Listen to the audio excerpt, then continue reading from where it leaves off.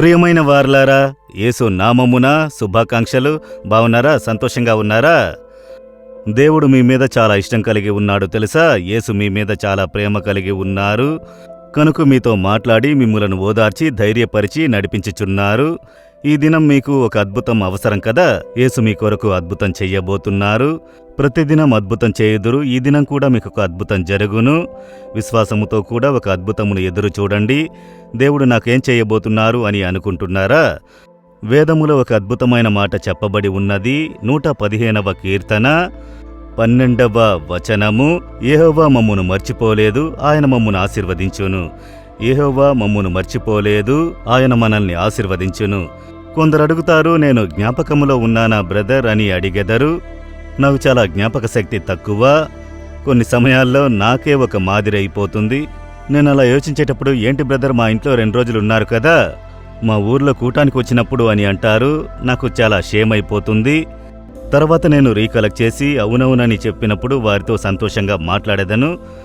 మర్చిపోయాను అని చెప్పే మాట వారిని చాలా గాయపరుస్తుంది కదా.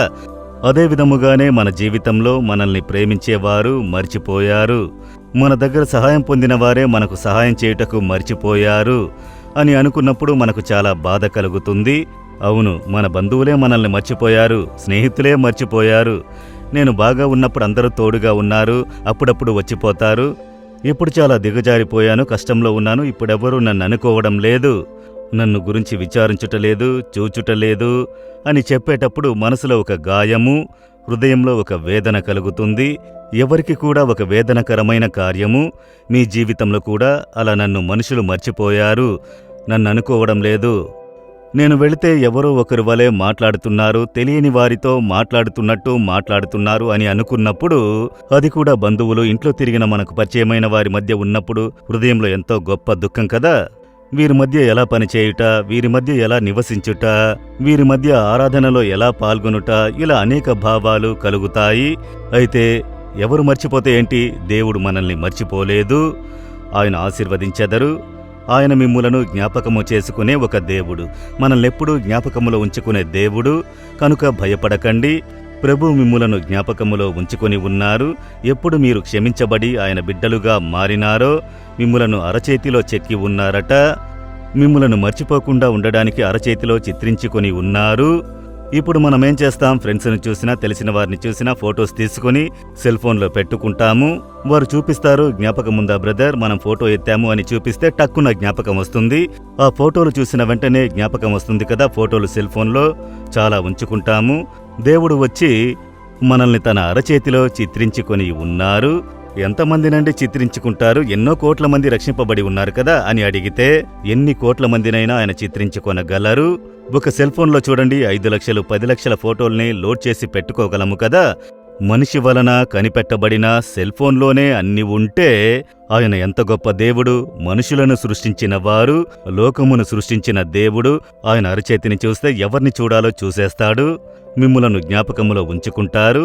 ఆయన అనుకొనుట వలన ఏం చేయుచున్నారు? ఆశీర్వదించుచున్నారు. మీకు ఏదో ఒక ఆశీర్వాదం అవసరము, అందువలన ప్రభు మిమ్మల్ని జ్ఞాపకము చేసుకుని మిమ్ములను ఆశీర్వదిస్తున్నారు.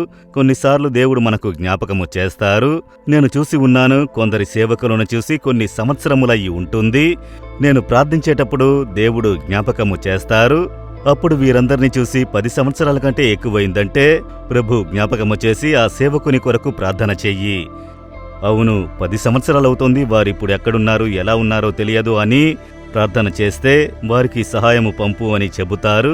వారిని గురించి విచారించమని చెప్పి కష్టముతో విచారించి కనిపెట్టి ఒక సహాయం పంపితే, ఎప్పుడో నేను మిమ్ములను చూసినది, నన్ను జ్ఞాపకములో ఉంచుకుని ఈ సహాయం పంపినారని చెప్పినప్పుడు వారికి ఎంతో సంతోషము కదా. వారు ఆనందముతో చెబుతారు చూసినప్పుడు. అదే విధముగానే దేవుడు మనల్ని జ్ఞాపకములో ఉంచుకున్నారు. మనకు ఏం అవసరము, ఏమి సమస్య, వాటికైనా ఆశీర్వాదము ఇచ్చునట్లు జ్ఞాపకము చేసుకుని ఆశీర్వదించెదరు. మీకు ఏ ఆశీర్వాదము ఇప్పుడు అవసరమని ఆయనకు తెలుసు.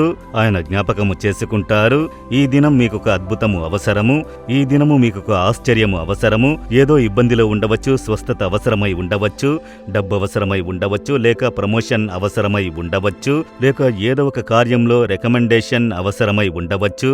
ఏ కార్యమైనను ఈ దినం మీకొక ఆశీర్వాదం అవసరము, ఒక అద్భుతము అవసరము. ఈ దినం దాన్ని ఇచ్చెదరు. కారణం ఆయన మిమ్మల్ని మిమ్మల్ని జ్ఞాపకం చేసుకున్నారు, మిమ్ములను మర్చిపోకుండా ఉండుటకు తన అరచేతిలో చిత్రించుకొని ఉన్నారు. ఎంత అద్భుతమైన దేవుడు కదా! ఈ దినం ఒక అద్భుతమును చూచెదరు, విశ్వసించెదరా? ఆయన మిమ్ములను ఇప్పుడు ఆశీర్వదించెదరు. విశ్వాసంతో చెప్పండి, దేవా, నన్ను మీరు జ్ఞాపకములో ఉంచుకొని ఉన్నారు, అరచేతిలో చిత్రించుకొని ఉన్నారు. స్తోత్రములు. నన్నిప్పుడు ఆశీర్వదించుచున్నారు. ఈ దినము ఈ కార్యములో నాకొక ఆశీర్వాదము కావాలి. ఆ ఆశీర్వాదమును ఈ దినం నేను చూడబోతున్నాను, పొందుకొనబోతున్నాను. యేసు నామములో ఒక అద్భుతమును చూడబోతున్నాను. Amen, amen. Jesus redeems Telugu YouTube ఛానల్ను సబ్స్క్రైబ్ చేయండి. సబ్స్క్రైబ్ బటన్ను క్లిక్ చేయండి మరియు బెల్ బటన్ను నొక్కండి. ప్రతిరోజు కార్యక్రమ సమాచారం పొందండి.